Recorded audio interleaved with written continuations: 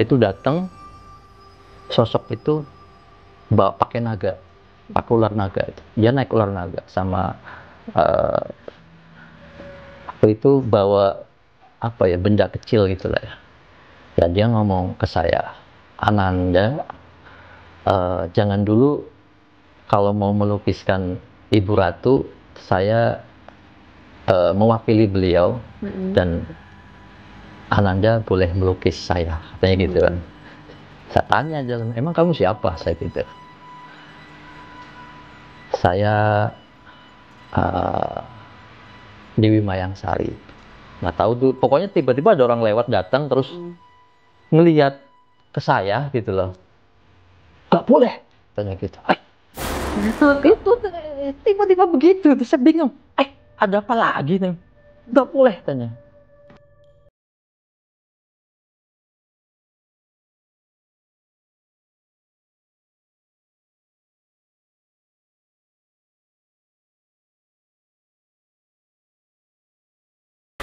Assalamualaikum warahmatullahi wabarakatuh. Sampurasun teman-teman. Kembali lagi bersama aku Lala Hie di channel Serem Midnight. Oke, kalian pasti akan bertanya-tanya nih, wah Lala ada di mana lagi, kok background belakangnya beda nih? Horor gak? Horor gak? Nah, buat teman-teman yang penasaran, tetap support aku ya dengan cara like, comment, share, dan juga subscribe, serta nyalakan lonceng notifikasi supaya nggak ketinggalan video-video terbaru dari Serem Midnight. Ingat, tonton dari awal sampai akhir, jangan di skip. Kita langsung masuk ke ceritanya.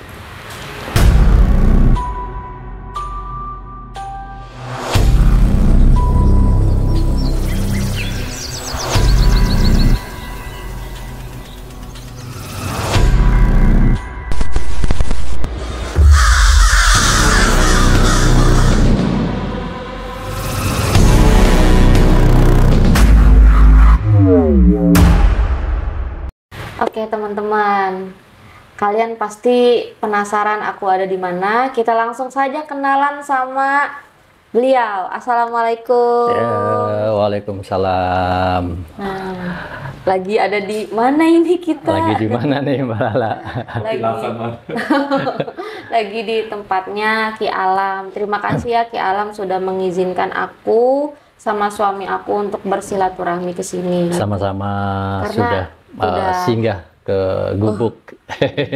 Sama kita mah di sana juga gubuk gitu. Karena memang sudah kurang lebih 1 tahun ya mau silaturahmi ke sini, baru ada waktunya sekarang. Oh iya iya ya. Dulu pernah mau jadwalin ya setahun yang lalu ya, cuman belum sempat. 2024 ya. 2024. Nah, kebetulan karena aku datang ke tempat Ki Alam, aku pas banget nih mau tanya-tanya seputar kisahnya. Jangan yang susah-susah ya nanyanya ya. Enggak kok, ada esainya. Oke, jadi di sini aku mau nanya pertama-tama tentang lukisan. Ki Alam nih dari kapan sih ada bakat kah untuk melukis? Gitu. Kalau melukis sih basicnya sama ya, kayak pelukis lain pada umumnya.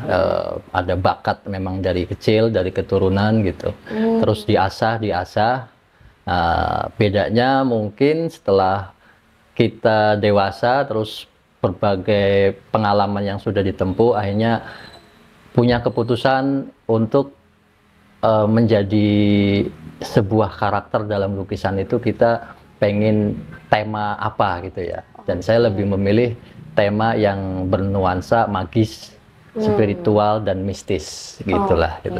Berarti memang sudah turunan ya. Langsung merinding tuh ngomonginnya tuh. Ada yang hadir.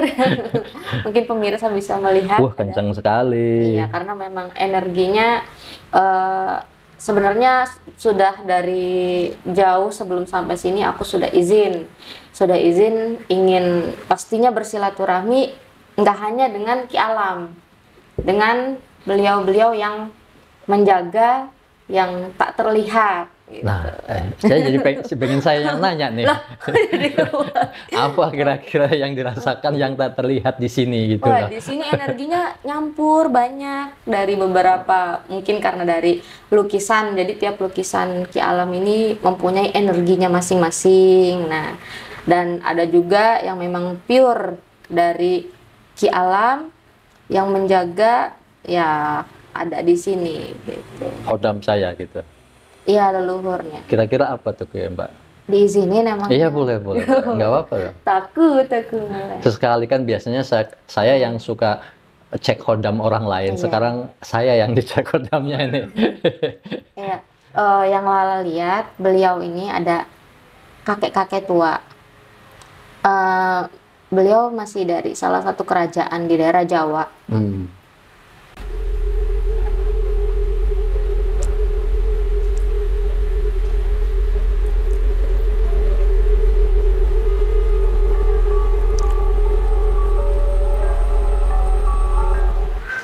Ngomong pakai bahasa Jawa aku nggak ngerti. Ya, ngomongnya bahasa Jawa. Kenapa Lala tiba-tiba berkaca-kaca itu matanya? Ada sesuatu.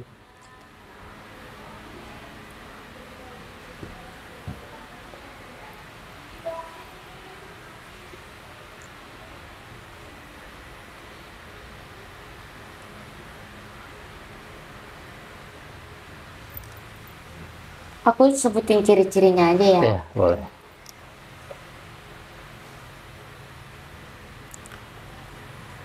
Apa pakai bajunya beliau ini, kalau yang nampakin ke Lala dia jubah putih cahaya.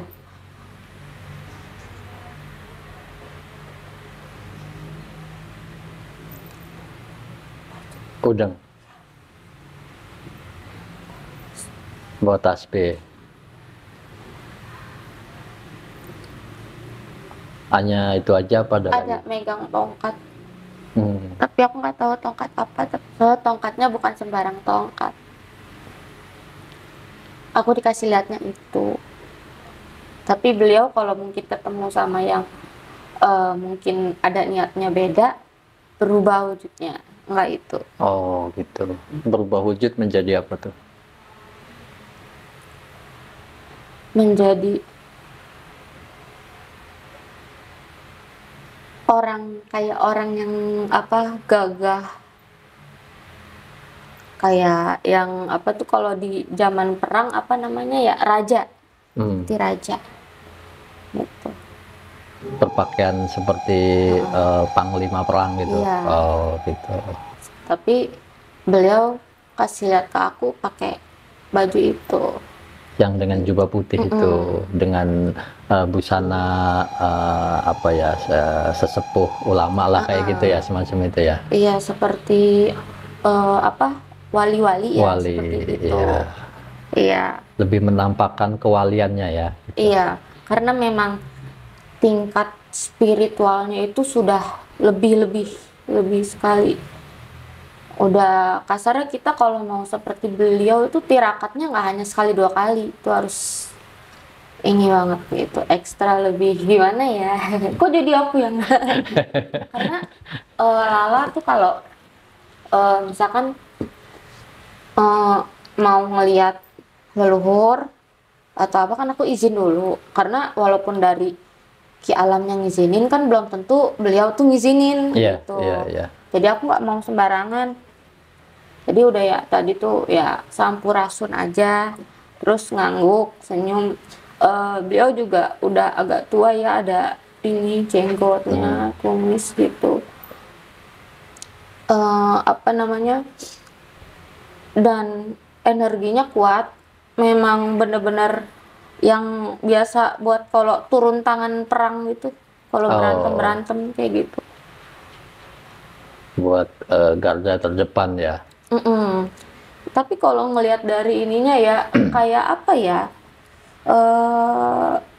aku sih Allahualam nggak tahu itu benar atau bukan, cuman maksudnya bentuk sama ini seperti hampir mirip dengan, kalau nggak salah ada yang namanya Nabi Khidir atau apa ya, apa yang Khidir itu apa namanya? Iya, Khidir ya. Iya, gitu, dari laut atau dari mana ini aku ngelihat itu, tapi dari senyum aja gitu, kayak gitu ya. Allahualam ya, ini apa yang Lala lihat mungkin kalau orang lain lihat beda, karena kan ya beliau nampakinnya ke aku seperti itu gitu.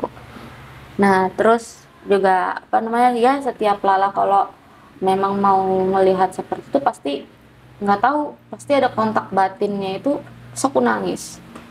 Langsung interaksi gitu ya, kayak komunikasi batin langsung gitu ya. Iya, terus juga tadi sempat ngedengar, aku nggak ngerti bahasa Jawa, aku bilang tadi gitu. Jangankan Jawa, bahasa Sunda sendiri aku nggak ngerti. Iya, nggak bisa aku bahasa Sunda, nggak bisa juga. Iya, paling cuman tadi aku panggilnya kakek aja kali ya, kakek cuma senyum-senyum aja gitu. Terus ada beberapa juga yang seperti kucing, ada beberapa harimau-harimau, tapi harimaunya nggak ngedeket ke sini, mereka dari jauh. Oh gitu. Tapi yang paling jelas tadi yaitu ada di balik sebelah sini, itu tinggi. Ya, yang di dalam coba. Iya, kayaknya orang zaman dulu mah tinggi gitu maksudku, seperti itu. Tapi nggak serem kan, Oh, enggak. Nggak negatif kan? Enggak. Wah. Ini mah auranya benar-benar positif. Karena kalau biasanya ada negatif atau apa pasti ke Lala udah gesek duluan. Pasti aku udah benturan ngomong. ya. Iya, pasti aku udah bilang di sini ada yang nyelip nih satu gitu, ngumpet, negatif kayak gitu. Karena di sini juga kan dipagerin. Jadi nggak bisa ada yang sembarangan masuk. Ada tadi kan masuk pagarnya tinggi kan? Iya. Paling dari kali doang, yang di kali. Nah gitu sih yang aku lihat ya. Ya, terima kasih sudah di Terawang sama Lala nih. Wah, keren banget penerawangannya lah. Nggak berani padahal. Langsung interaksi, langsung connect ya. Tadi langsung bisa, itu banget kan. Apa ngerasa energi kenceng? Iya, saya merinding, Lala keluar air mata. Itu tidak dibikin-bikin ya, alami emang aja. Pengen gitu. Kali ya aku gitu.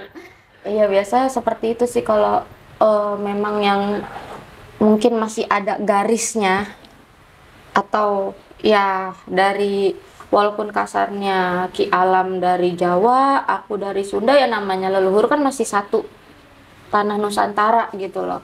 Ya mungkin masih ada kayak yang kemana-kemananya gitu, jadi aku ngerasa gitu. Ya.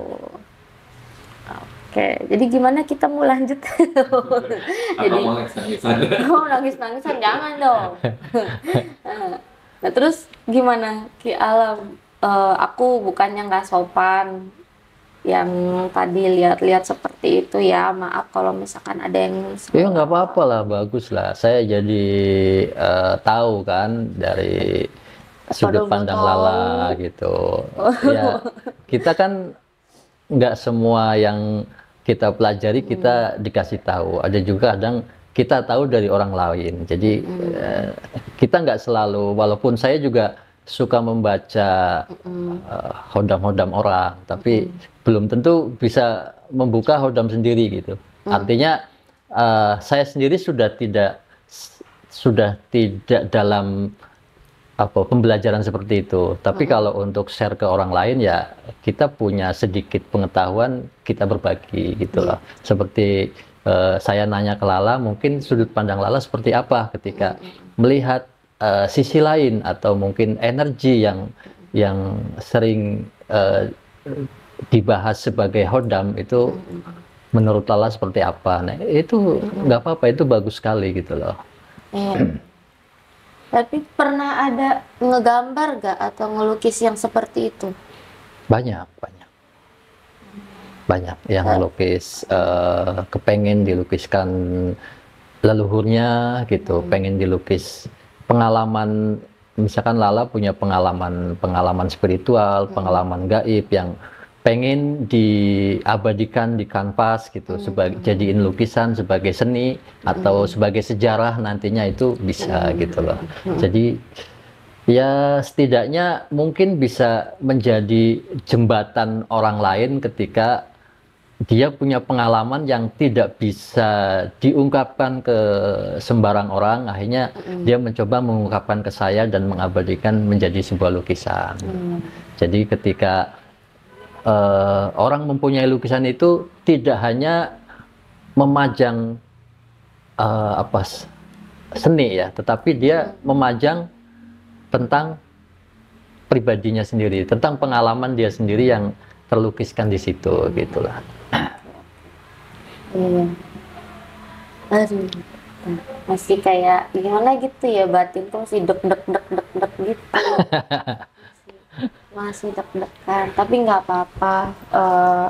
Apa? Beliau memang masih ada di sini, tapi nggak di dekat sini. Ya mungkin lagi di sebelah mana aku nggak tahu, tapi masih ada di sini, gitu. Terus kan tadi aku udah tanya tentang dari kapan Ki Alam ini melukis, ya kan. Terus apalagi nih Pi, aku jadi jadi ini nih gara-gara sedih gitu. Ya ngalir aja lah. Ngalir aja. Apa ya, bingung nih. Papi dulu tambahin. Ya tanya lukisan aja Bang. Oh iya, di sini lukisan mungkin yang paling Populer yang populer ya. Yang paling populer atau mungkin yang pertama kali Ki Alam lukis itu lukisan apa? Berawal dari sebuah pengalaman yang saya sendiri sebenarnya orang yang sangat logis. Orang yang tidak bisa menerima cerita-cerita seperti itu gitu. Jadi kepengennya semuanya terlihat oleh mata gitu. Seperti contohnya tentang Nyi Roro Kidul gitu, atau Bunda Ratu dari Pantai Selatan. Itu buat saya bullshit. Berawal dari sana, saya tidak mempercayai hal-hal kayak gitu. Justru saya menolak gitu. Karena saya masih bermain di pikiran. Pikiran saya nggak mungkin yang kayak gitu itu ada gitu. Itu cuman cerita. Akhirnya saya dikasih taunya cuman sama orang itu, ya kalau mau tahu itu kamu harus terjun sendiri, itu jangan pakai katanya gitu. Akhirnya saya mencoba cari guru ya, cari penuntun, dan ketemulah, singkat cerita ketemunya di Banten saya tuh. Setelah sebenarnya sebelum saya di Banten itu, waktu itu saya lagi seneng-senengnya itu berkelana ya, berkelana itu suka ziarah kemana-mana gitu, ke tempat-tempat wali, ke tempat-tempat sesepuh gitu. Nah cuman untuk ke Nyi Roro Kidul saya membantah dulu itu. Hal-hal gaib lah ya, hal-hal gaib itu saya membantah. Kalau memang ada tunjukin ke saya gitu lah. Akhirnya saya ketemu seorang guru, terus dituntun. Kalau mau ya, nih kamu ritual seperti ini gitu, puasanya, terus wiridnya, terus kamu harus semedi di laut berapa lama gitu. Itu saya, karena saya penasaran, saking saya bener nggak sih omongan-omongan orang itu gitu. Hanya ya saya lakukan juga sampai pada inti pelajaran itu, yaitu pelajaran mati saat jurunge mati gitu. Jadi mati sebelum mati gitu, itu belajar sampai ke situ gitu. Ujungnya saya harus mematikan diri gitu. Mematikan diri dalam artian ya mungkin banyak keinginan, banyak nafsu gitu loh. Akhirnya bagaimana caranya mati sebelum mati gitu? Ya menutup lubang 9 gitu. Menutup lubang 9 itu istilah di orang Jawa itu ya mati gitu loh. Karena ketutup semua kan, lubang-lubang kita itu ketutup semua. Bagaimana caranya? Apakah ditutup dengan tangan? Enggak.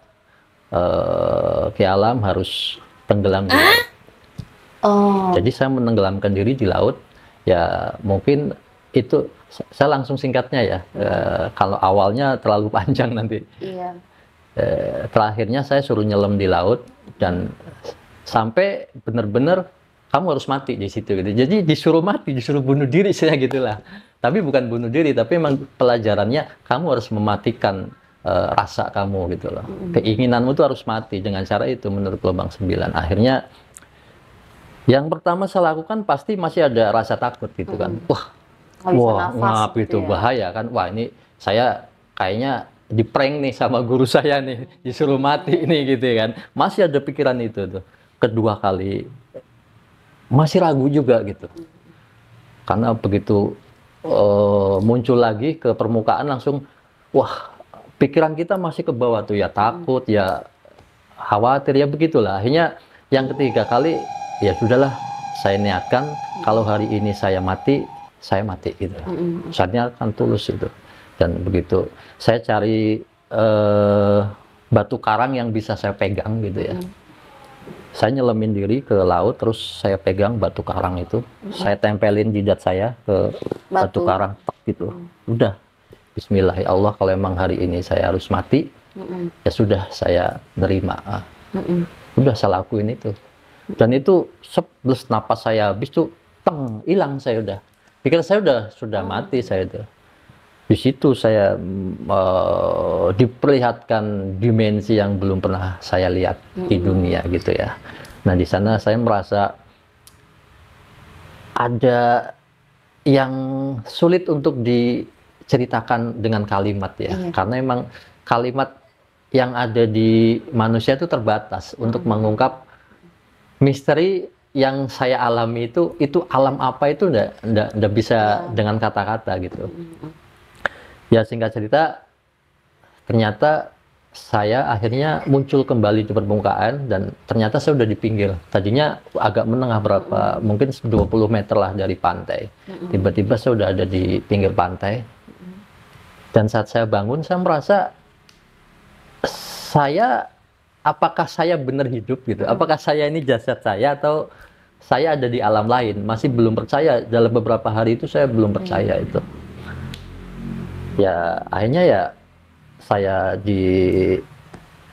didatengin guru saya dan sudah, saya dianggap sudah mulai paham gitu loh tentang mana mata batin, mana pikiran kamu, mana halusinasi, mana imajinasi kita. Nah, di situ mulai itu dibuka satu persatu. Dan waktu saya ritual di pantai, semedi di pantai itu banyak sekali putri-putri, ratu-ratu yang datang bener-bener nyata di depan saya itu banyak banget. Cuman dalam hati saya, kalau saya bilang saya tunjuk kamu hilang, berarti kamu jin gitu loh. Nah, jadi setiap ada putri yang datang itu di laut itu kayak ada pusaran, terus muncul putrinya tuh ya. Nah, dia ngaku, aku yang kamu cari nak, gitu kan.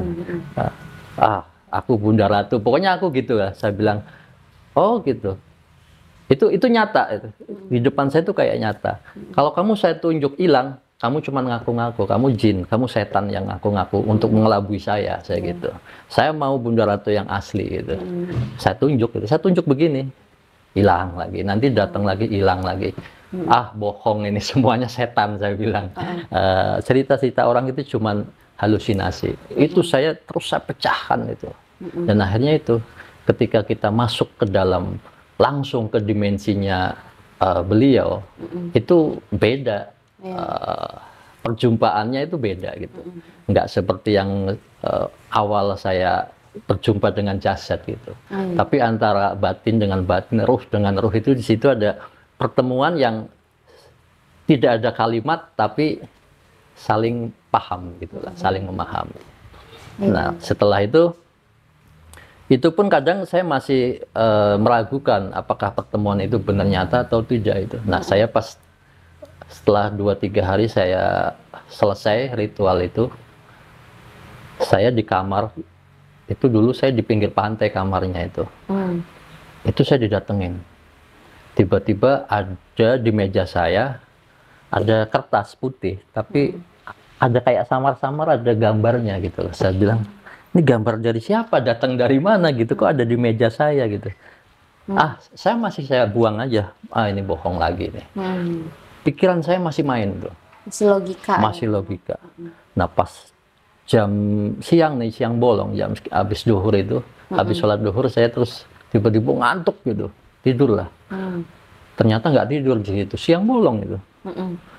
itu ranjang saya yang saya tidurin itu goyang kayak kena gempa tuh, bang bang bang. Wow. Nah itu datang tuh sosok. Kayak saya berada di tengah lautan gitu, ya, jadi di kayak dimensi lain. terombang-ambing ya kasurnya. Gitu. Itu datang, sosok itu bawa pakai naga, pakai ular naga itu. Dia naik ular naga sama waktu itu bawa apa ya, benda kecil gitulah ya. Ya dia ngomong ke saya, Ananda, jangan dulu kalau mau melukiskan Ibu Ratu, saya mewakili beliau dan Ananda boleh melukis saya, katanya gitu kan. Saya tanya aja, emang kamu siapa? Saya gitu. Saya Dewi Mayangsari. Dewi Mayangsari. Nah, udah gitu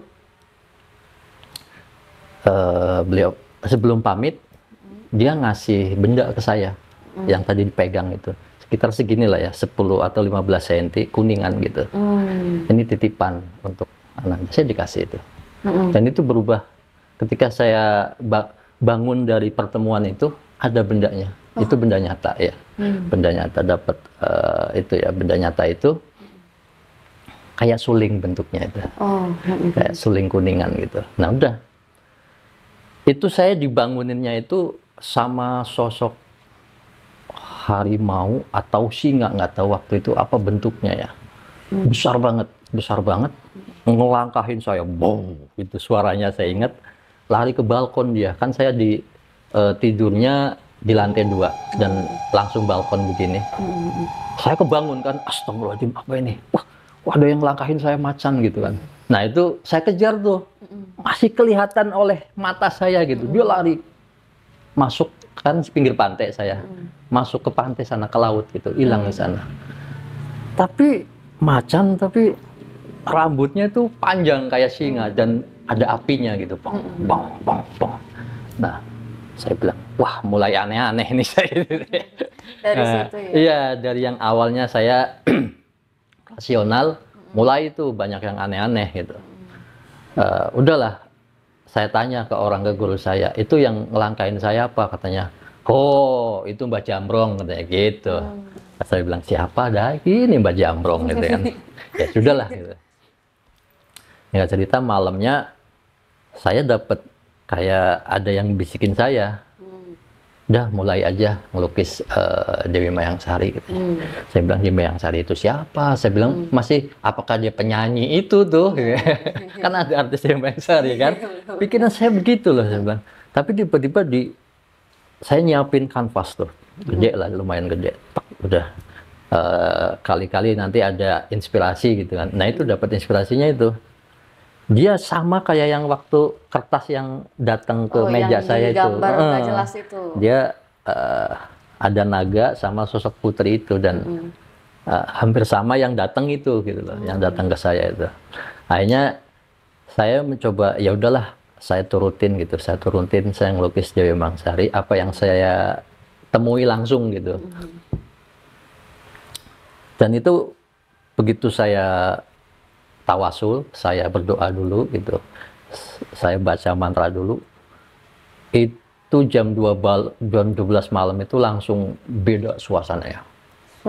Suasana di kamar saya itu seperti gemuruh gitu loh. Saya bilang, ya Allah, ini aku merinding lagi. Ini ada apa lagi saya gitu. Cuma waktu itu emang saya punya niat dan tidak ada rasa takut. Itu banyak banget suara yang datang ke saya. Banyak, oh ya, ada suara perempuan, ada suara yang aneh-aneh gitu. Ada yang jalan di depan saya, ada yang sampurasun, ada yang assalamualaikum. Saya bilang, ini saya di mana gitu. Hanya ya sudahlah, saya dapat bisikan kayak, kamu ngelukis fokus, jangan menoleh ke kiri, ke kanan, pokoknya fokus dalam beberapa jam, dan puasa tidak merokok, tidak minum sampai nanti ada petunjuk lagi itu. Hanya sudah saya coba sket, udah dapat sketnya sekitar 2 jam itu udah kayak kembali ke seperti biasa gitu, ke alam ini. Berasa, sketsa saya udah jadi gitu. Nah pas sudah jadi gitu, itu lukisan pertama saya tahun 2001. 2001. Tahun Aku 2001. baru umur 3 tahun ya. Nah besoknya itu kan saya dulu ada di hotel di Anyer, daerah Anyer. Saya dikasih free semuanya fasilitas dari hotel. Ada hotelnya masih sampai sekarang. Harusnya itu kamar saya itu jadi kamar khusus itu, bener-bener gerbang khusus karena itu memang punya punya kesakralan yang berbeda lah gitu. Karena kamar itu memang katanya nggak dijual karena banyak yang takut di situ gitu. Akhirnya saya dikasih fasilitas, saya kan melukis di hotel gitu sama ownernya. Udah Mas, kamu melukis di hotel saya, nanti tamu-tamu kamu lukis, nah seperti biasa gitu. Dan saya tinggal di situ gitu loh. Nah kamar itu saya tempatin. Harusnya kalau saya kasih tahu hotel itu adalah gerbang khusus menembus dimensi Bunda Ratu. Itu akan jadi itu. Tapi karena nggak saya omongin, jadi kayaknya sekarang dianggap biasa aja gitu loh. Sedangkan hotel-hotel lain justru malah sengaja bikin kan, bikin kamar khusus gitu kan. Padahal nggak ada apa-apa gitu loh. Nah kalau kamar itu bener-bener itu sakral gitu. Ada pintunya ya. Seandainya saya kasih tahu sekarang itu harusnya kamar itu jadi kamar khusus untuk lebih sakral gitu. Iya, Bisa kayak di Pelabuhan Ratu itu tuh. Oh yang 308. Iya, dan ini 301. Oh. Sebelahnya 301, 308. Oh. Iya benar 301 gitu. Makanya saya ingat banget itu kamar sakral saya. Itu kalau ownernya saya kasih tahu harusnya dijadiin gitu. Iya, benar. Jadi ada pintunya lah di Pintunya utara langsung, ada, betul. di selatan ada, Betul. gitu ya. Berarti memang horor, udah mulai horor ya. Jadi yang awalnya dari logika sampai akhirnya benar-benar memberanikan diri, pasrah, terus terbukalah semua itu. Iya. Kemampuan batinnya.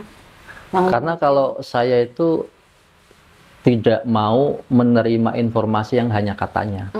Saya harus terjun langsung mencari gitu loh. Dan dialami sendiri. Ketika dialami sendiri, kita sudah punya pengalaman yang bisa diceritakan ke orang bahwa itu pengalaman saya, terserah mau percaya apa enggak gitu kan. Saya bukan kata orang. Nah, ketika kata orang berarti dia belum mengalami gitu. Iya, benar. Nah, jadi pembelajaran untuk kita itu begitu. Kalau bisa kata kita bukan kata orang gitu loh. Kita Jadi, selalu cerita itu katanya gitu loh. Kata si Mana ini, katamu? ini. Berarti kamu belum melakukan gitu kan. Ya seperti itu. Nah itu lukisan pertama saya. Namanya Dewi Mayangsari. Dewi Tahun Mayangsari. 2001. Oh. Nanti bolehlah saya liatin fotonya ya, filenya. Kayaknya masih ada. Karena itu saya justru lukisan itu tuh masih kangen banget karena lukisannya udah diambil orang, udah dibeli orang dulu ya. Dan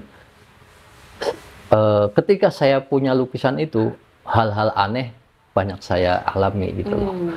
Termasuk lukisan itu selama 3 tahun, akhirnya saya gudangin. Saya nggak bisa keluar lukisan itu. Karena setiap lukisan itu saya buka, ada ibu-ibu yang lihat pasti kesurupan. Pasti kemasukan. Nggak sembarangan. Iya, itu bener-bener aneh buat saya itu. Waduh, ini bahaya nih. Nah, waktu itu saya minta izin ke lukisan saya sendiri. Kamu mau saya pamerin di Ancol. Itu bleng, langsung tiba-tiba ada orang yang datang, ibu-ibu datang ke saya, krok krok krok krok. Nggak tahu tuh, pokoknya tiba-tiba ada orang lewat datang terus ngelihat ke saya gitu loh. Gak boleh, tanya gitu. Itu tiba-tiba begitu, terus saya bingung. Ada apa lagi nih? Gak boleh, tanya. Saya Dewi Lanjar. Wah gitu tuh saya bilang. Wah Dewi Lanjar. Saya bilang aneh lagi. Iya bu, sini bu. Akhirnya dia duduk di depan lukisan, dia begini. Terus tiba-tiba dia menyanyikan kidung gitu. Oh iya. Dan kidungnya itu syahdu banget. Wah ini beneran gak, saya bilang, ini beneran kerasukan nih gitu, saya bilang gitu. Hanya udah saya liatin, dia udah selesai kidung gitu. Dia ngomong dengan lembut ke saya, Ananda, persis sama yang suaranya pernah yang saya temuin gitu. Ananda, jangan bawa saya ke pinggir laut. Ancol kan pinggir laut tuh ya. Karena akan ada badai gitu. Kalau untuk Ananda nggak apa-apa, tapi kasihan nanti yang lainnya yang tidak tahu menau gitu. Saya bilang, terus abis itu udah kidungan lagi, terus udah pergi.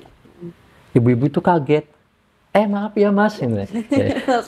Ya saya kenal mukanya gitu loh, karena suka. Cuman kok tiba-tiba begitu gitu, makanya saya bilang, wah aneh lagi. Mau saya pamerin, udah saya lukis susah-susah gitu, dipamerin nggak mau gitu, saya gulung, akhirnya saya gulung, udahlah. Nah itu 3 tahun saya buka tuh lukisan tuh, tahun 2003 nggak salah apa 2004, itu pas malam 1 suro, saya lagi ngelukis apa gitu, itu ada bisikan ke saya, lukisan yang itu minta dibuka lagi. Apa ini saya gitu. Akhirnya ya udah saya turutin aja, saya buka di tembok, saya paku, tek.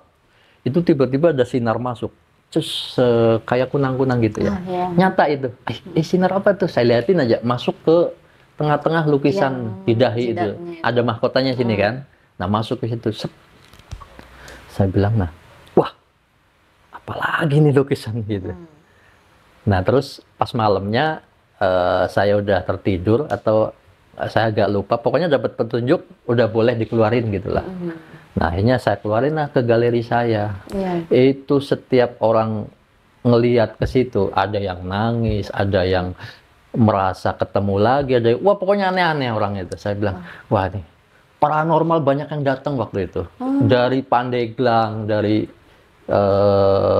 Pajajaran, pokoknya orang-orang seperti itu. Iya, pada datang, cuman mau nengok lukisan itu. Dan saya penampilan saya ya seperti seniman biasa, nggak kayak orang praktisi supranatural sekarang gitu. Beda, pokoknya orang biasa lah gitu. Jadi mereka ngelihat saya kayak apa ya, kayak semacam sepele atau nggak mungkin lah kamu bisa ngedapetin gambar itu gitu loh. Jadi banyak nanya, kamu dapat dari mana lukisan ini? Ibu tanya. Saya bilang nggak tahu, pengen aja gitu. Ya singkat cerita, lukisan itu akhirnya setelah beberapa tahun saya pegang, ketemulah orang yang cocok dengan lukisan itu. Tetapi itu pun saya ketipu, artinya ketipu, ternyata saya masih melihat orang itu apa yang saya lihat gitu loh. Penampilannya gitulah ya. Jadi waktu itu di galeri saya saya buka lukisan itu, ada seorang ibu-ibu yang memakai daster, yang ya biasalah, ibu-ibu biasa banget pokoknya. Yang ngeliatin lukisan itu, balik lagi ngeliatin gitu. Terus nanyanya juga kayak orang antara perlu dan tidak gitu kan. Cuma nanya, bagus ya lukisannya, dijual nggak mas, gitu-gitulah. Kayak saya juga akhirnya agak ya biasa aja nanggapinnya, iya bu dijual gitu aja. Berapa mas harganya? Oh, sekian juta itu. Wih mahal ya, ini coba kalau ibu punya uang mau saya, katanya gitu. Oh gitu. Ya udah biasa. Terus dia jalan balik lagi, bisa kurang nggak harganya mas? Saya bilang, nih orang beneran ngomong apa? Iya bu udah segitu. Oh segitu ya. Besok dia masih pakaian yang sama datang gitu. Daster juga. Mas, itu lukisannya boleh kurang nggak harganya? Ibu maunya berapa? Ya mas aja sebut gitu. Hanya kesebutlah sama saya. Nggak tahu benar atau enggak, pokoknya saya sebut aja. Segitu bu. Oh segitu ya. Ya udah deh itu buat saya, katanya. Kaget saya. Beneran nih bu, ini serius ya? Iya buat saya gitu. Akhirnya ngobrol lah, deal jadi gitu. Itu keluar uangnya dari perut. Hah? Iya, itu di mata saya kelihatannya begitu. Dia buka dasternya gitu, uangnya keluar dari perut. Itu beneran? Iya beneran. Nggak tahu mata saya Atau Atau mungkin dalam dasternya ada kantong, ada apa gitu iya, ya. tapi nggak keluar dari perut aja, saya lihat set dari perut dan pas gitu loh, nilainya pas gitu. Sekali dia itu pas gitu Nggak kan. kurang, nggak lebih, nggak ada Iya, kembalian kalau gitu. ada kantong mungkin misalkan uang 10 juta terus harganya misalnya 8 juta kan dikurangin dihitung Iya. dulu gitu. Itu enggak. Langsung Ambil begitu langsung ada. tak, langsung terima ke saya. Saya juga meten terimanya kan. Emang beda gitu. Orang ini beda gitu. Iya, iya. Nah, pas gitu saya terima, akhirnya saya nanya gitu, ibu ini siapa gitu. Cerita lah baru dia. Setelah udah deal gitu, ternyata dia datang dari Denmark, cuman mau lukisan itu doang. Dari Dia dikasih tahu sebelumnya, seminggu sebelumnya, lukisan Dewi Mayang-Sari ada di Banten. dari Demak, Denmark. Denmark Denmark itu negara. negara mana? Denmark. Iya. Denmark. Kirain masih Dia wilayah orang Indo. Indonesia, Oh. tapi tinggal di sana. Gitu. Oh, alah. Dan dia juga masih ada orang Bantennya gitu. Oh. Nah, dia dapat petunjuk itu. Dewi Mayang-Sari lukisannya ada di Banten. Pelukisnya ada di sana. Gitu. Kalau mau ambil silahkan ambil. Gitu. Iya. Nah di situ dia cerita semua. Ternyata dia juga bukan orang sembarangan lah ya, makanya dia punya petunjuk itu dan Iya. akhirnya dia ngomong, seandainya berapapun kamu sebut akan saya bayar. Oh. Ya ngomong Terus gitu. saya ngomong, Kena prank dah. waktu itu, kalau tahu gitu 1 miliar gimana Bu saya bayar? Cuma karena ya di situ itu rezeki panjenengan, itu rezeki saya yang harus tetap disyukuri. Pelajaran selanjutnya jangan pernah melihat Dari penampilan. Ibu datang ke sini memang sengaja menyamar. oh. Gitu, akhirnya, oh ya sudah, gitu. Nggak apa-apa itu memang segitu itu sudah buat saya waktu itu besar. Udah besar ya, apalagi tahun segitu. Iya, ya mungkin kalau pandangan saya nggak tertutup sama penampilan, saya akan mempertahankan harga yang sudah saya ingin.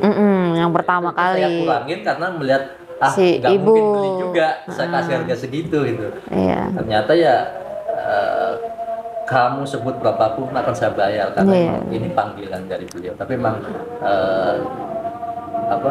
beliau bilangnya begitu, nanti berapapun yang diucap bayar aja gitu.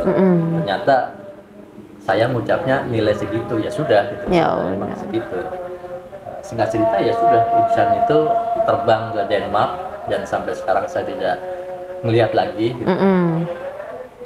Lukisan kedua baru mulai lebih cepat gitu. Interaksinya lebih cepat gitu. Ya, itulah penggal kisah saya waktu pengen melukis Nyiro Kidul Bunda Ratu itu Pertama apa, kali siapa. ya. Dan itu tidak bisa sekonyong-konyong tiba-tiba melukis. Iya. Dengan Nggak sembarangan. cerita-cerita orang yang didengar itu mungkin bisa, semua pelukis bisa, tapi kekuatan energinya yang biasanya tidak dapat. Iya, benar-benar.